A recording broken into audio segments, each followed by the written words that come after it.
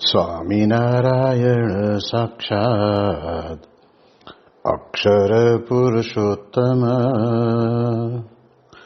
સર્વેભ્યઃ પરમાં શાંતિં આનંદં સુખમર્પયેત. શ્રી સ્વામિનારાયણ ભગવાનની જય.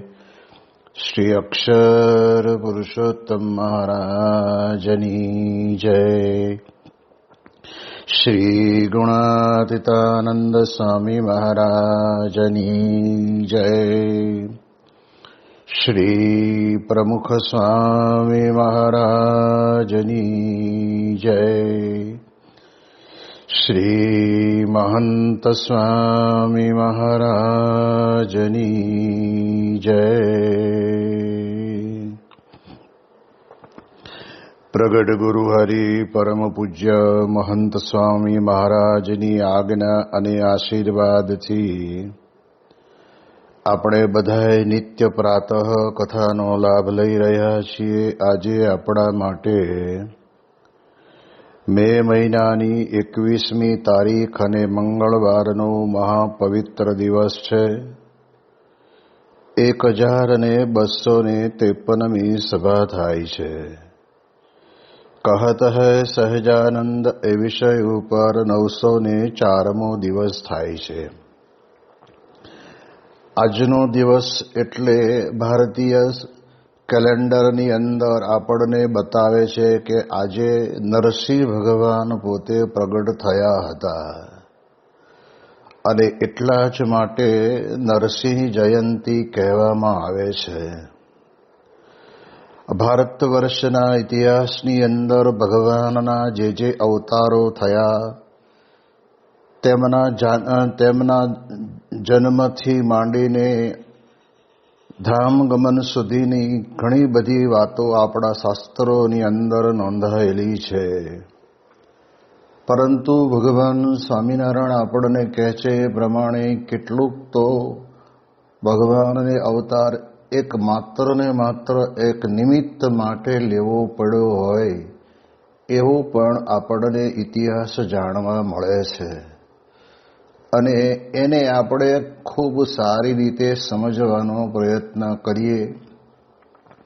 જેમ આપણે જાણીએ છીએ કે ભગવાનના વૈકુંઠ ધામને વિશે સનકાદિકો ચારેય જણા ભગવાનની કૃપાથી બ્રહ્મચર્યને ધારણ કરેલું હતું અને નગ્ન અવસ્થામાં પોતે રહેતા હતા. એમને ઈચ્છા થઈ કે લાવો આજે આપણે ભગવાનના ધામને વિશે ભગવાનના દર્શન કરવા માટે જઈએ. અને તે વખતે પ્રથમ દરવાજે તો કોઈએ રોક્યા નહીં, પણ બીજો, ત્રીજો, ચોથો, પાંચમો, છઠ્ઠો અને સાતમા દરવાજે જય અને વિજય નામના બે પાર્ષદો ત્યાં આગળ દ્વારપાળ તરીકે સેવામાં હતા. એમણે થોડા કડક શબ્દોની અંદર આવેલા સનકાદિકોનું અપમાનજનક વાક્ય ઉચ્ચારીને કહ્યું કે તમે શું અહીં માયાલોક સમજો છો? આ તો ભગવાનનું ધામ છે. માટે આવી રીતે નિર્વસ્ત્ર તમે આવ્યા છો એ યોગ્ય નથી. એમ કહી અને જ્યારે સનકાદિકોને આ પ્રમાણે વાણી વિચિત્ર પ્રકારે ઉચ્ચારી ત્યારે સનકાદિકોએ કહ્યું કે તમે ભગવાનના ધામને દરવાજે રહેવાને લાયક નથી. ભલે અમારા શરીર ઉપર વસ્ત્ર નથી, પણ અમને ક્યારેય પણ કોઈ પણ પ્રકારનો વિકાર થયો નથી અને થશે પણ નહીં. અમને તો ભગવાનના આશીર્વાદ પ્રાપ્ત થયા છે એટલે અમે આ રીતે રહીએ છીએ. આ પ્રકારે એકબીજાની સાથે બોલાચાલી વિશેષ કરીને થઈ. એના કારણે કરીને ભગવાન પોતે સ્વયં વૈકુંઠનાથ પોતે બહાર આવે છે અને આ ઝઘડાનું કારણ શું છે એ જાણીને તરત જ ભગવાને કહ્યું કે જય વિજય, તમને સનકાદિકને અપમાન કરવાનું સૂઝ્યું અને તમને એમણે પોતે શાપ આપ્યો છે કે જાઓ પૃથ્વી લોકને વિશે 7 જન્મ ધારણ કરવા પડશે અને પછી તમારો મેળ પડશે. અને ત્યારે ભગવાન પોતે જય વિજયને કહે છે કે તમારે હવે આ સંતનો અપરાધ કર્યો છે ને એટલે જરૂર અસુર કુળની અંદર પ્રગટવું હોય તો તમારો 3 જન્મે કરીને કહેવાય છે કે આ ઉદ્ધાર થાય. એટલે આ પ્રમાણે એ બંને જય વિજયે નક્કી કર્યું કે 7 જન્મ લેવા એના કરતા આપણે 3 જન્મની અંદર ભલે અસુર ભાવે ભગવાનનું ભજન કરવું પડે તો કરશું, પણ આ પ્રમાણે અમે 7 જન્મ લેવા તૈયાર નથી.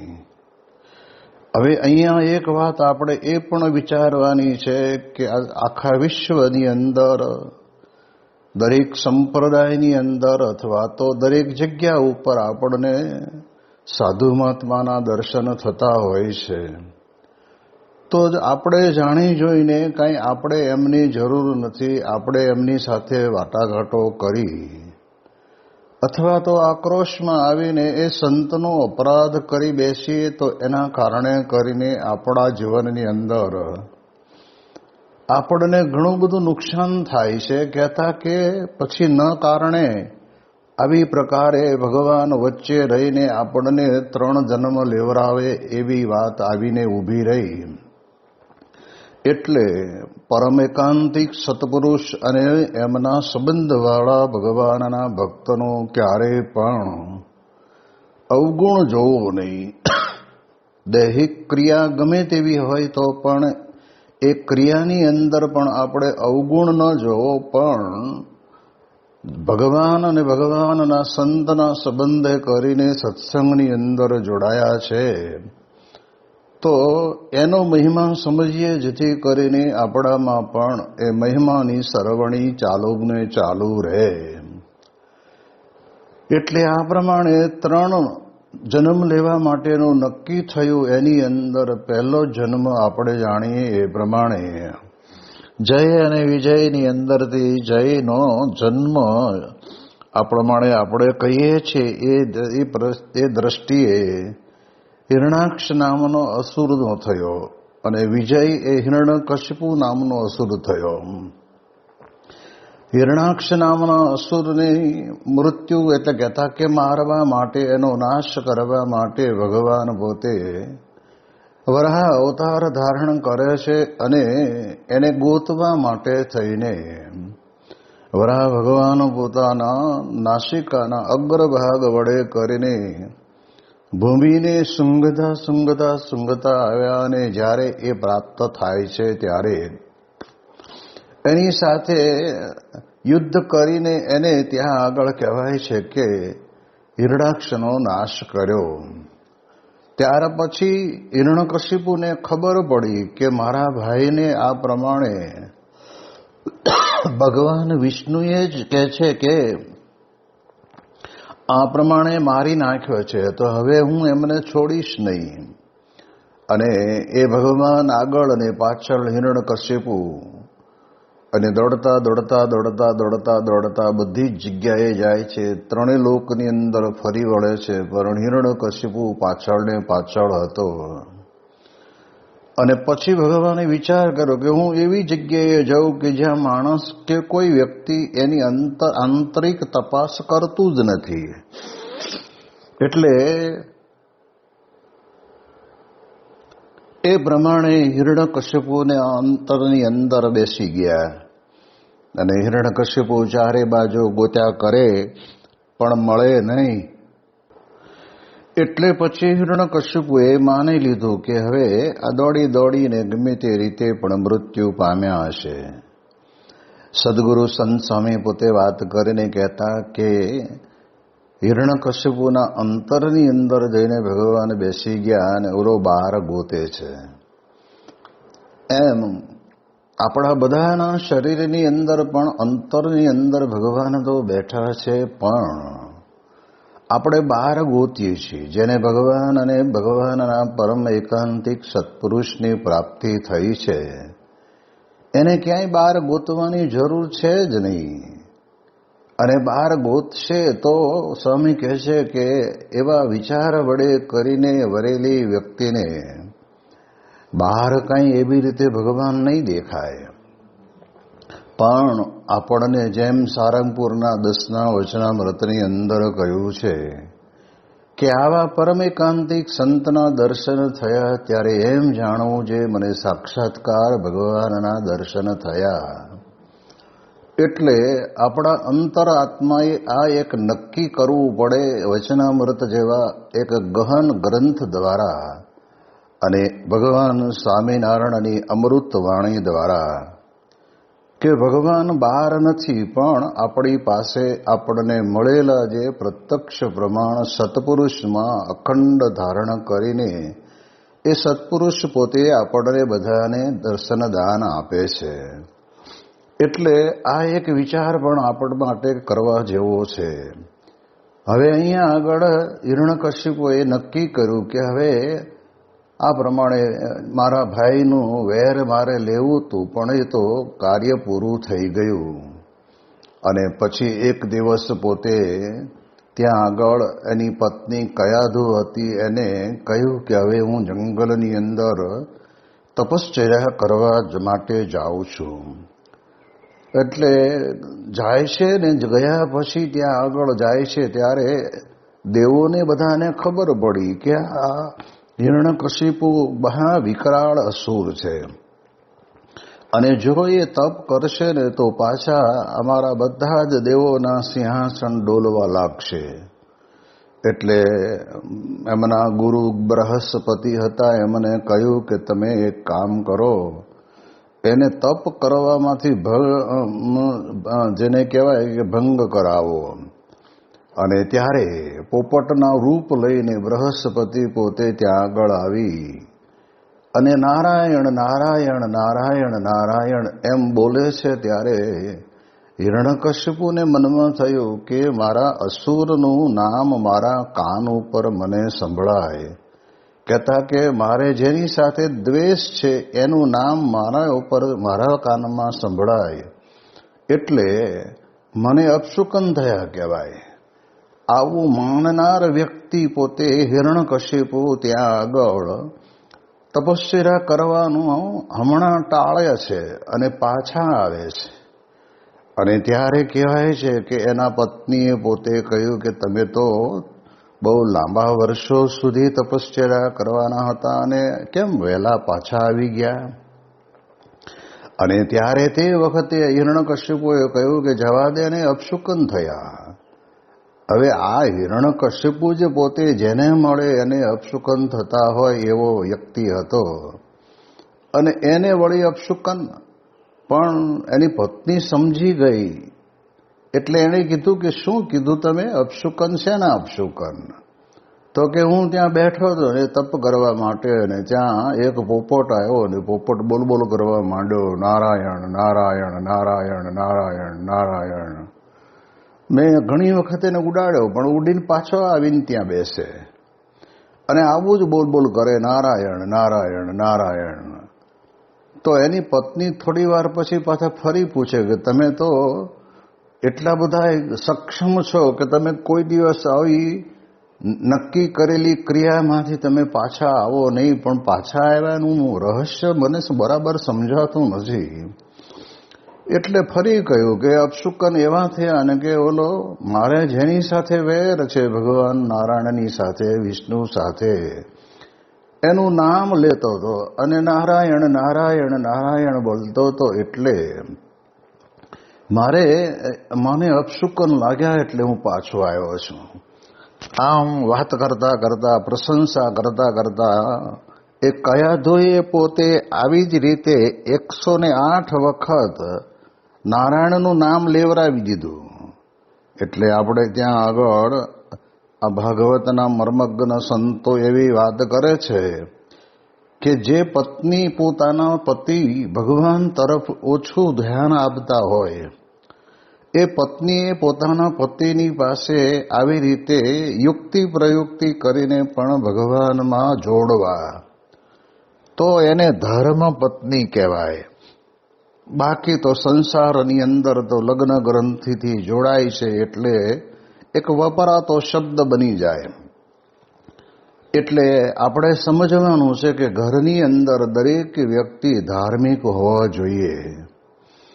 સવાર સાંજ ભગવાનના મંદિરે દર્શન કરવા જવું, સવાર સાંજ આપણા ઘરની અંદર ઘર મંદિરમાં દીવો બત્તી ભગવાનને કરવા, ભગવાનનું નામ સ્મરણ પણ નવરા હોય ત્યારે, બેઠા હોય ત્યારે આપણે લેવું.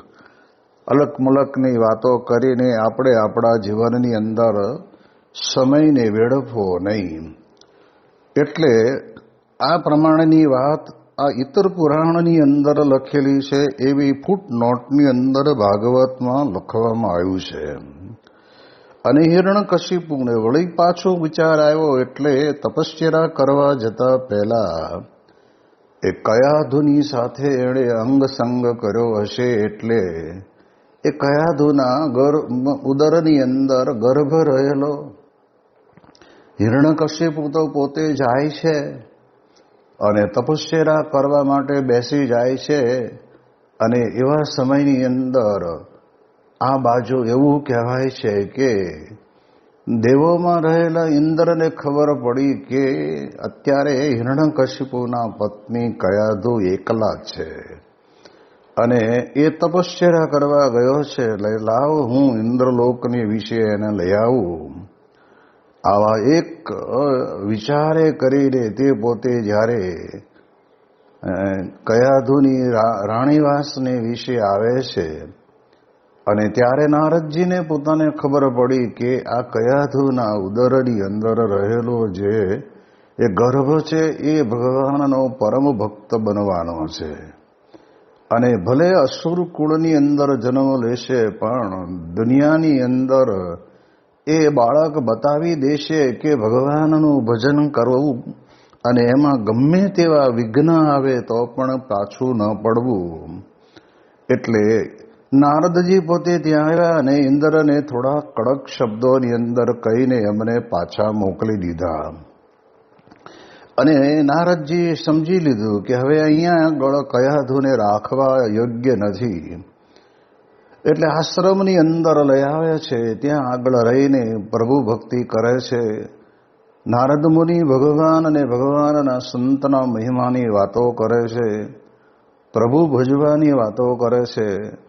ભગવાનનું ભજન કરતા કરતા ગમે તેવા દુઃખ અને કષ્ટો આવે તો પણ એની અંદર ક્યારે પણ પાછી વૃત્તિ વાળવી નહીં અને પાછા પડવું નહીં. એ જે કંઈ ભગવાન કરશે તે સારું જ કરશે. એવા પ્રકારના ભગવાનના ભક્તોના આખ્યાનો દ્વારા ગર્ભમાં રહેલા બાળકને તે વખતના સમયની અંદર આ જ્ઞાન પણ થાય છે. એટલે અત્યારે વૈજ્ઞાનિકો પણ સમજે છે કે ગર્ભવતી મહિલા જેટલું સારું વિચારે, જેટલું સારું વાંચન કરે, જેટલું સારું ઉત્તમ સાંભળે અને ક્યારેય પણ કોઈની ઉપર ક્રોધ ન કરે, ક્યારેય કોઈની ઉપર ઈર્ષા ન કરે, ક્યારેય કોઈની સાથે રાગ દ્વેષ ન રાખે અને હસતા હસતા પોતે પોતાના ઘરની અંદર રહેતા હોય તો એવી પ્રકારનું જીવન જીવનાર મહિલાના ત્યાં આગળ જે બાળકનો જન્મ થાય ને એ ગુણિયેલ બાળક જન્મે. કારણ કે એની અસર સીધી જ કહે છે કે બાળકના જીવન ઉપર પડતી હોય છે. એમ અહીંયા આગળ કયાધુ કથા સાંભળે પણ એની અસર ગર્ભમાં રહેલા બાળક ઉપર રહી. અને આપણે જાણીએ છીએ એ પ્રમાણે કહેવાય છે કે આ અહીંયા આગળ કથા ભગવાનના નારદજીના આશ્રમની અંદર ભગવાનની વાતો સાંભળે છે. આ બાજુ વર્ષો સુધી તપશ્ચર્યા હિરણ્યકશિપુએ કરી એ તો બરાબર છે, પણ તે વખતના સમયની અંદર બધાય દેવો થથરી રહ્યા હતા. ત્યારે કહ્યું બ્રહ્માજીને કે તમે દાદા કહેવાઓ અને તમે જાઓ અને બ્રહ્મા પોતે ત્યાં આગળ આવ્યા અને હિરણ્યકશિપુની પાસે અભય કરીને ઊભા રહ્યા કે હે હિરણ્યકશિપુ, તમે તપ બંધ કરો, તમારા ઉપર અમે રાજી થયા છીએ. અને ત્યારે તે વખતે અહંકાર પણ આમાં ઉમેરાય છે, કારણ કે આટલું બધું લાંબુ વર્ષો સુધી તપસ્યા કરવાનું ભગીરથ કામ તો કોઈએ ન કર્યું હોય, એ હિરણ્યકશિપુએ કરેલું. એટલે એનો અહંકાર હતો, એટલે એને કહ્યું કે પહેલા મારા તપ સામું જુઓ, પછી મને માગવાનું કહેજો. ત્યારે બ્રહ્માજીએ કહ્યું કે તમારા તપ સામું જોયું છે એટલે તો અમે આવ્યા છીએ. અને પછી ધીરે એને કહ્યું કે તો બોલો, શું તમારું જોઈએ છે? અને ત્યારે તે વખતના સમયની અંદર હિરણ્યકશિપુએ માત્ર ને માત્ર હું કોઈ રીતે મરું નહીં, કે દિવસે ન મરું, રાત્રે ન મરું, ઘરમાં ન મરું, બહાર ન મરું, પછી હિંસક પ્રાણીથી ન મરું, મનુષ્યથી ન મરું, શસ્ત્રથી ન મરું, અસ્ત્રથી ન મરું. એક આવી રીતે એને પોતે ત્યાં આગળ બ્રહ્માજી પાસે વરદાન માગ્યું. એટલે બ્રહ્માએ વિચાર કર્યો કે જો હવે હું અહીંયા તથાસ્તુ નહીં કહું તો વળી એના કરતાં મોટું બીજું વરદાન કદાચ માગશે તો, એટલે આપણે તો અત્યારે આમાંથી છૂટીએ એમ સમજીને તથાસ્તુ કહ્યું. અને ત્યારે તે વખતે હિરણ્યકશિપુ કાગળિયું કાઢીને કે લો કરો આમાં સહી, કે હું કોઈ રીતે કરીને મરું નહીં. એટલે બ્રહ્માજીએ લિખિત, અને બ્રહ્માજી પણ કહી દીધું હશે, લખી દીધું હશે. અને પછી હિરણ્યકશિપુ જ્યારે પાછા આવે છે ત્યારે એ સમય પ્રમાણે ભગવાને ઈચ્છા કરી હશે તે પ્રમાણે પ્રહલાદજી હતા બાળકનો જન્મ થયો અને એનું નામ પ્રહલાદ પાડવામાં આવ્યું. હવે આ પ્રમાણે પ્રહલાદ પોતે ધીમે ધીમે ધીમે કરતા કરતા મોટા થાય છે. અને ત્યારે તે વખતે એક વખત ગુરુ સંડામર્ક નામના વિદ્યાગુરુ હતા, એના આશ્રમની અંદર આ પ્રમાણે કહેવાય છે કે પ્રહલાદને ભણવા માટે મોકલવાની તજવીજ થઈ.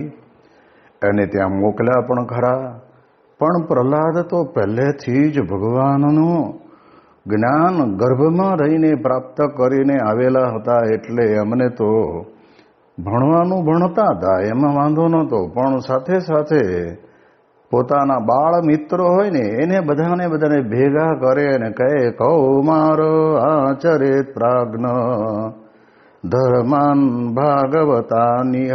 એ બાળકો નાનપણથી જ ભગવાન ભજવા જોઈએ. હવે આ વિચાર કરો, અસુર કુળની અંદર કયાધુ થકી જન્મેલો આ બાળક, એ પણ આજે વર્ષો પહેલા આપણને બધાને સમજાવે છે કે નાનપણથી જ ભગવાન ભજવા જોઈએ. જેમ ગુણાતીતાનંદ સ્વામી બાલ અવસ્થાની અંદર ભાદરામાં હતા અને ત્યારે પિતા ગોતવા માટે નીકળ્યા અને ભજન ભક્તિ ચાલતી હતી, ત્યાં આગળ બેઠેલા. ત્યારે પિતાએ કહ્યું કે અત્યારે નાનપણની અંદર તો તમારે રમવાનું, કૂદવાનું, ખેલવાનું, આનંદ કરવાનો, એને બદલે આ ભજન કરવા ક્યાં બેસી ગયા? ભજન તો વૃદ્ધ અવસ્થામાં થાય જ છે ને. અને ત્યારે વિવેક સાથે એ મૂળજીભાઈએ કહ્યું કે જો આ ભગવાન રામચંદ્રજીના મંદિર ઉપર ઓટલે બેઠેલા મોટી મોટી ઉંમરના છે, પણ એકેય ભગવાનનું નામ લેતા નથી, એ તો બરાબર છે. પણ જ્યારે આરતીનો સમય થાય ને ત્યારે તે વખતે બધા એકબીજાને કે હાલો હાલો ઘરે જવાનો બેલ પડ્યો એમ કરીને આરતીના ટાઈમે ભગવાનના મંદિરમાં ન રહે.